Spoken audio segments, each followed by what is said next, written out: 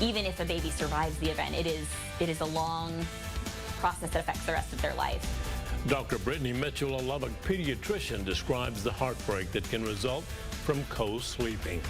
Good evening, and thank you for joining us. We start tonight with this special HealthWise report. Let's go to Karen for more. Karen? Abner, you've probably heard of SIDS, or sudden infant death syndrome, and that's when a baby dies while sleeping and no one can explain why. But there is another kind of tragic death in infants that comes with a clear and heartbreaking explanation. In this special HealthWise report, LPD has asked us to get the word out about an alarming increase in infant deaths from co-sleeping. Myself, I have fallen asleep with her sitting down in me just for a brief moment, but it was enough to scare me. Justin and Rebecca are the proud parents of Novalee. She's a little over a year old now, but Justin remembers some close calls when she was younger. But it's happened. I'm not gonna lie. So you fall asleep and you wake up quick and it's like, man, I've got to pay better attention. The CDC reports that every year 3,500 babies in this country are lost to sleep-related deaths, including SIDS, but also co-sleeping. That's when a baby gets to sleep with a parent or grandparent, but the baby doesn't wake up.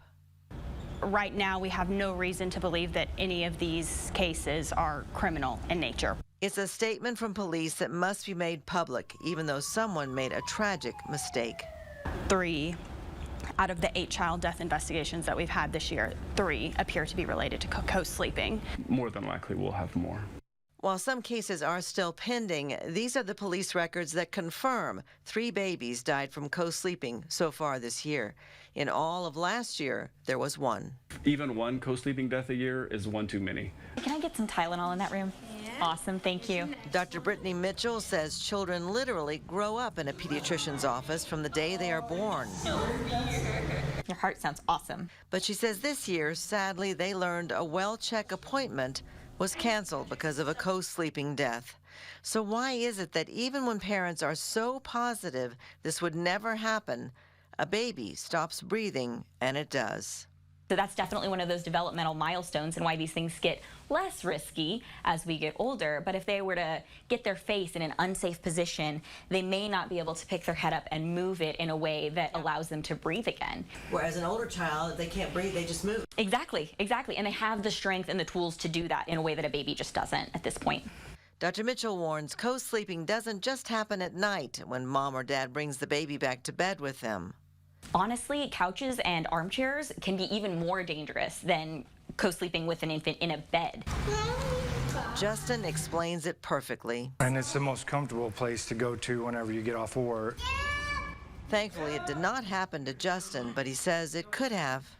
I thought I had enough control to stay awake, but you get comfortable. You know, he's working hard outside or got a long day, didn't sleep well the night before because she was fussy, whatever the reason may be, but it happens. Even if babies survive, if they have had prolonged loss of oxygen to the brain, they can go on to develop developmental delays and seizure disorders, other problems like that.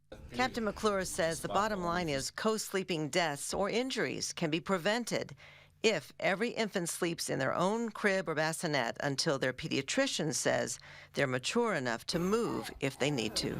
This can stop. It's not a crime. It's not homicides. It's not gang violence. It's not drugs. This is one thing that we as a community can stop, and it doesn't happen anymore. The American Academy of Pediatrics says the only safe way to put a baby to sleep is to put them on their back in their own crib with no loose objects or bedding in the area. And also, Abner, let me tell you first, though, since this interview, we have learned that another baby has died from co-sleeping, and that makes 4 babies this year, with other cases still under investigation.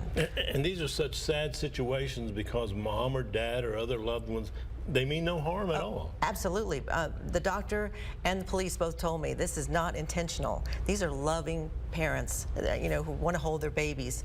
So let's spread the word, and this is on our website at kcb.com. Tell others, share it, so we can get the word out that this is very, very, very dangerous and it can be prevented.